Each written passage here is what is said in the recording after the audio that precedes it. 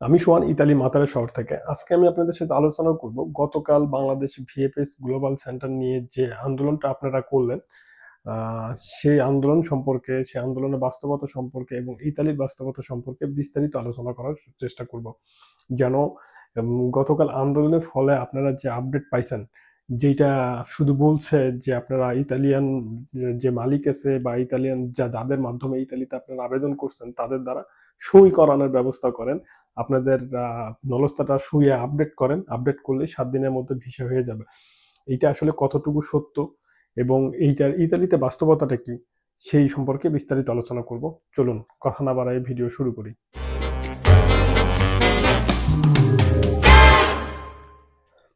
Video শুরুতেই আমি প্রথমে আপনাদেরকে যে কথা বলতে চাই, আজকে আমি এই মুহূর্তে যখন ভিডিওটা তৈরি করছি, আজকে হচ্ছে মে মাসের 27 তারিখ।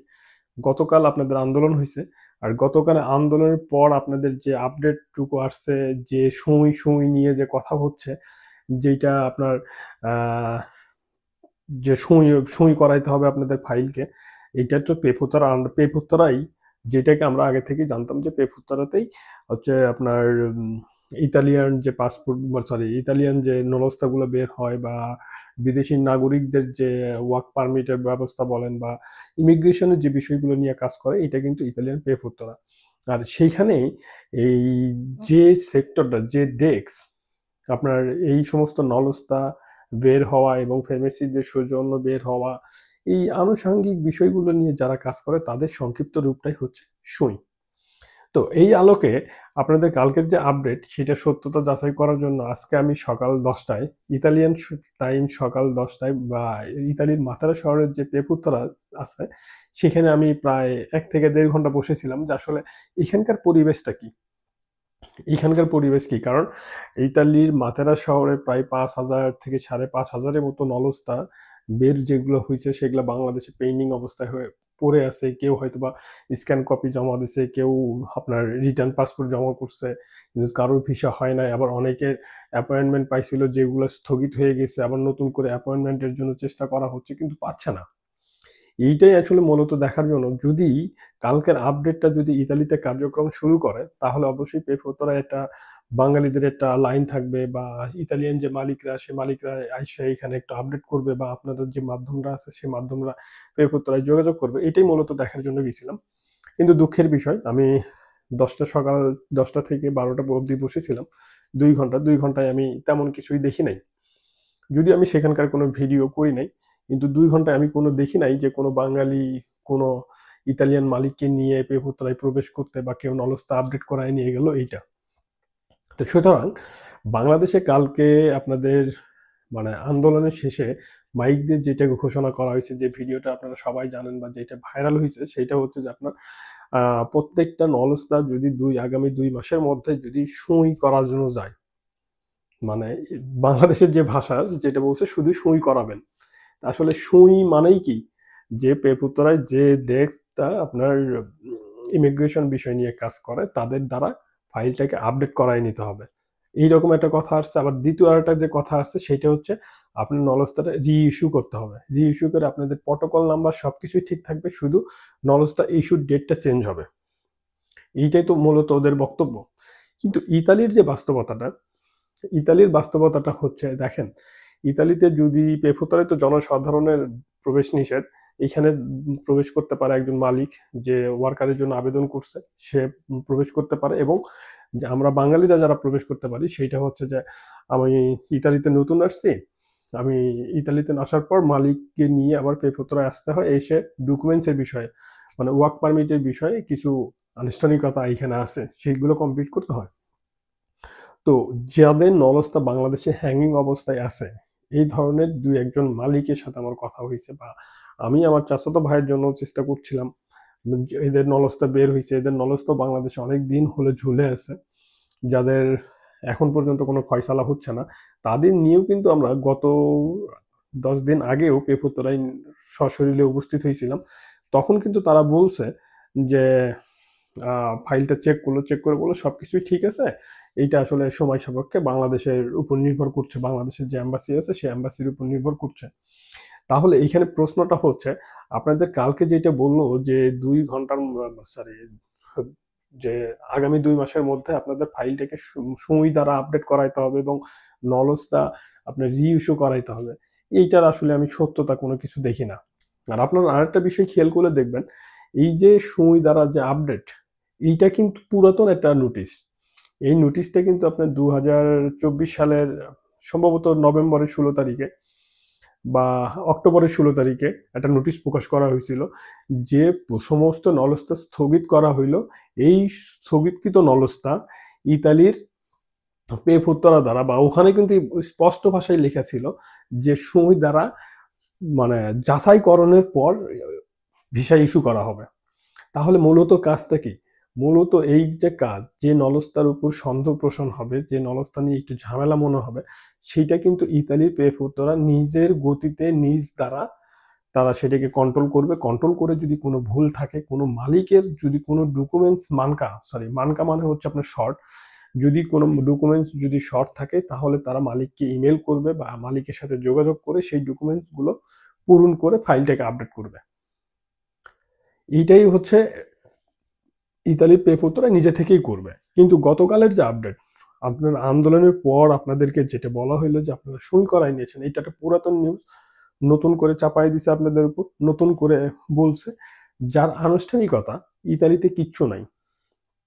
যে ইতালিতে আপনি পেপুত্রায় যায় যদি বলেন যে বাংলাদেশ থেকে আমার এই নলস্তাটাকে আপডেট করে দিতে বলছে, তো এরা এখান থেকে বলবে না আমাদের কাছে এই ধরনের কোনো মানে নিউজ নাই, আমাদের কাছে এই ধরনের কোনো তথ্য নাই, আপনারা অপেক্ষা করেন অপেক্ষা করেন অপেক্ষা করেন।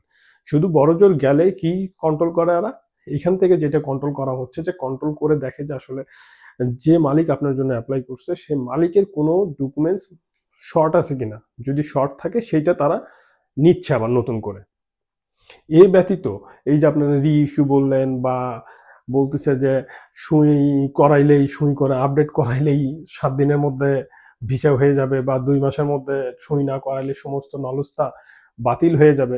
এইটাও একটা ভিত্তিহীন কথা। কারণ 2024 সালের নভেম্বর বা অক্টোবরের যে নোটিশ ছিল, সেই নোটিশে কিন্তু স্পষ্ট ভাষায় বলা আছে যে পেপুত্তরা দ্বারা যে কাগজগুলো যে যাচাইকরণ হবে, যাচাইকরণ না হওয়া পর্যন্ত প্রতিটা নলস্তা যে মেয়াদ আছে সেটা কিন্তু মানে থেকেই যাবে।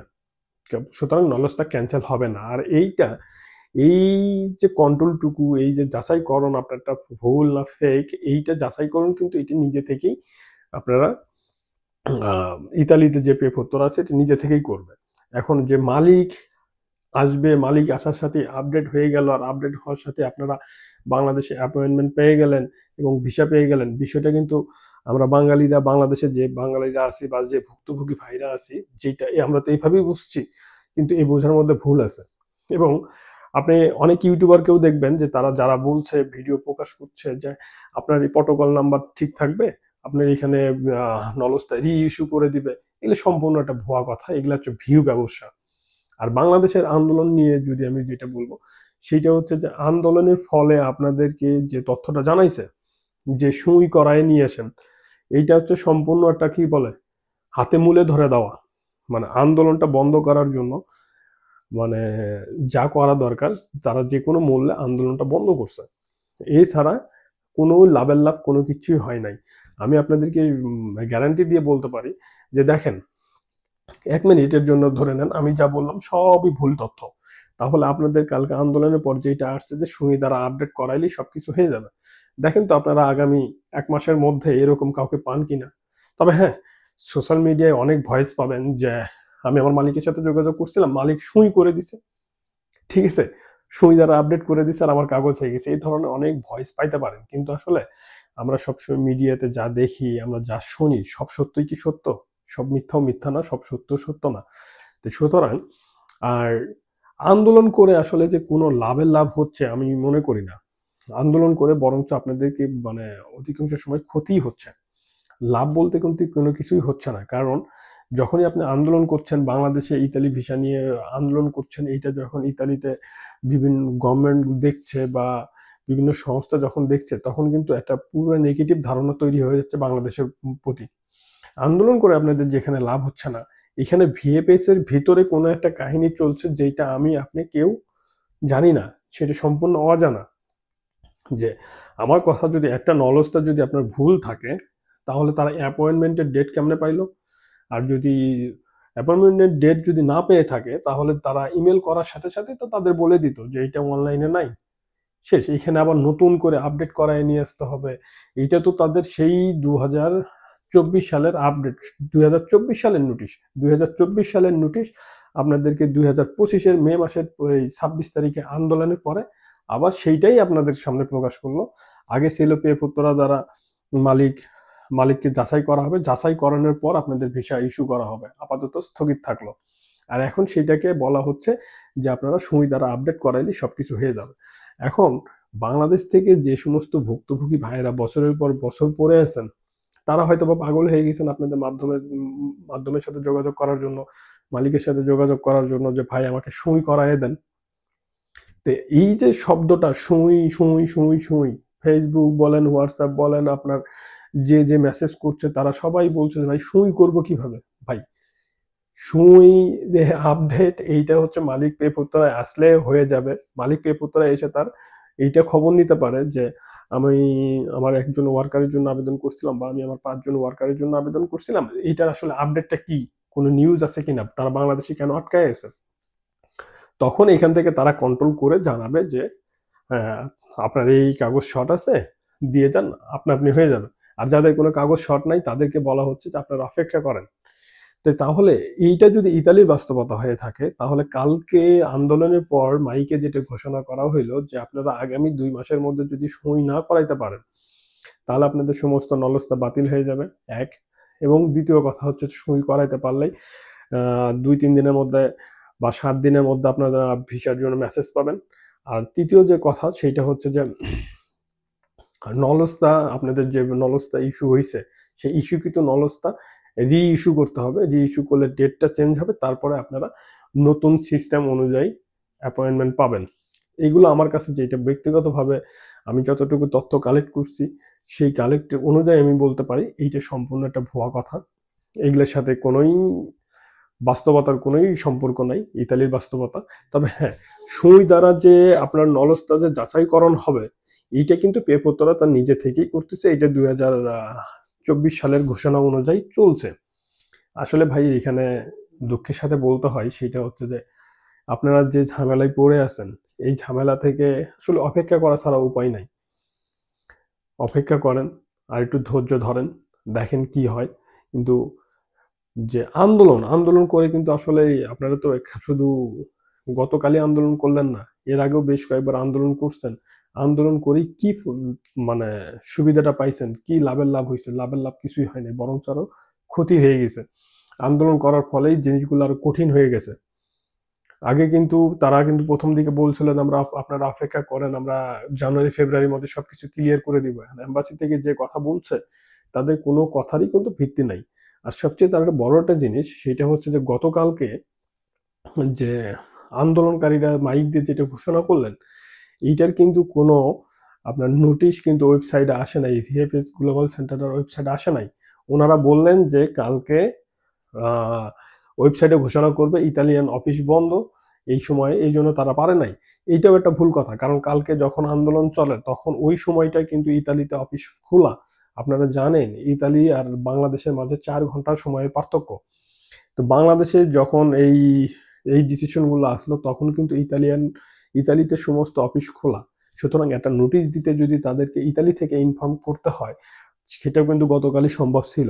আর গতকাল সম্ভব যদি নাও হয়, তাহলে আজকে সম্ভব ছিল।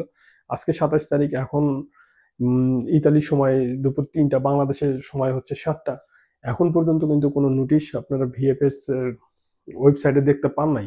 তো সুতরাং এইটা নিয়ে আমি কি বলবো, এইটা আসলে এইটার পিছনে দৌড়াদৌড়ি করিয়েন না। এইটা নিয়ে আপনাদের যে মাধ্যম বা যে মালিক, তাদের সাথে আপনারা খারাপ ব্যবহার করিয়েন না। হ্যাঁ, তাদেরকে আপনারা যেটা বলতে পারেন সেটা হচ্ছে যে দেখেন তো আসলে আপনারা একটু পেপোতরায় খবর নেন, পেপোতরায় খবর নিয়ে যদি আমার নলস্তার আসলে কোনো কিছু শর্ট আছে কিনা, সেই জিনিসগুলো একটু কন্ট্রোল করেন। প্রতিটা মালিক যে কোনো মুহূর্তে পেপুতরা এসে বা সুই অফিসে এসে, পেপুতরা বললে এখন ভুল হবে, সেইটাকে এখন যেহেতু বাংলাদেশে সুই নামেই সবাই চিনছে, তাহলে সেটাকে সুই বলতে হবে। সুই অফিসে এসে একটু কন্ট্রোল করে দেখেন। এতটুকু করা ছাড়া আর কিচ্ছু করার নাই। এখন যদি বলেন যে রি ইস্যু হবে, রি ইস্যু করে ডেট চেঞ্জ হবে, আপডেট করে দিবে, এগুলো ভাই ভিত্তিহীন কথা। এইগুলো এখানে কিছুই হচ্ছে না। ইতালির বাস্তবতা যেটা আমি জানাইলাম, কিছুই হচ্ছে না। এবং ইতালি থেকে অনেক ইউটিউবার হয়তোবা ভিডিও ছাড়ছে যে আপনাদের 2 মাসের মধ্যে ভিসা হয়ে যাবে, 2 মাসের মধ্যে আপনাদের সই ফাইল আপডেট করান। এগুলো ভাই সম্পূর্ণ ভিত্তিহীন কথা। এখন আমার তো সাবস্ক্রাইবার খুবই কম, আমার ভিডিও অতদূর মানুষের কাছে পৌঁছাবেও না। এবং আমার ভিডিও আপনারা 2-1 জন যারা দেখেন, তারা হয়তোবা এই মুহূর্তে বা আন্দোলন যারা করছেন, তারা হয়তোবা বলতে পারেন যে আমি মানে মন গড়া কথা বলছি। সেই সমস্ত ভাইদের আমি একটা কথা বলবো, আমি যদি মন গড়া কথা বলে থাকি বা আমি যদি অন্য কোনো কথা বলে থাকি, তাহলে আপনারা সেইটা আসলে পর্যায়ক্রমে দেখতেই পারবেন। তখন মনে হবে যে আমি সোহান কি কথা, যে তথ্যগুলো দিচ্ছি সেই তথ্যগুলো সঠিক না ভুল। এটা আপনারা তখনই যাচাই করে নিয়ে। কিন্তু আমি এই মুহূর্তে যেটা বলছি, ইতালি থেকে ইউটিউবাররা যে উম, যেটা ছড়াচ্ছে যে আপনাদের 2 মাসের মধ্যেই সমস্ত কিছু হয়ে যাবে, আপনারা সুই অফিসে গেলেই আপনাদের ফাইল আপডেট হয়ে যাবে, বিষয়টা এত সোজাও না এবং সেটা হচ্ছেও না। আশা করি আমার কথাগুলো বুঝতে পারছেন। তারপরেও আমি অনেক কথাই বললাম, আমার কথার মাঝে অনেক ভুল হইতে পারে, ভুল হলে সেটা ক্ষমা সুন্দর দৃষ্টিতে দেখবেন। আর এই ফাইল প্রসেসিং সম্পর্কে বা এই যে আপনার সুই ফাইল আপডেট বা গতকাল আন্দোলনের পর যে ঘোষণা আসছে, এই ঘোষণা সম্পর্কে যদি কেউ কোনো প্রশ্ন থাকে যা আমি বলি নাই, আপনারা যদি মনে করেন যে আমার সাথে সরাসরি যোগাযোগ করবেন, আপনারা আমার সাথে সরাসরি যে কোনো মুহূর্তে আপনারা ফোন দিতে পারেন। আমি আপনাদেরকে ফোন দিয়ে আমি আপনাদেরকে সাহায্য করার, তথ্য দিয়ে সহযোগিতা করার চেষ্টা করব। এবং আমার হোয়াটসঅ্যাপ নাম্বার তো সরাসরি আমি এই ভিডিওতে বলবো না, আপনারা আমার ভিডিও ডিসক্রিপশনে আপনি ফেসবুকে লিঙ্ক পাবেন, সেই ফেসবুক থেকে আপনারা আমাকে মেসেজ করতে পারেন। আমি আপনাদের প্রত্যেকের সাথে কথা বলার চেষ্টা করব। ভালো থাকবেন, সুস্থ থাকবেন, আবার কথা হবে পরবর্তী কোনো ভিডিওতে। আল্লাহ হাফেজ।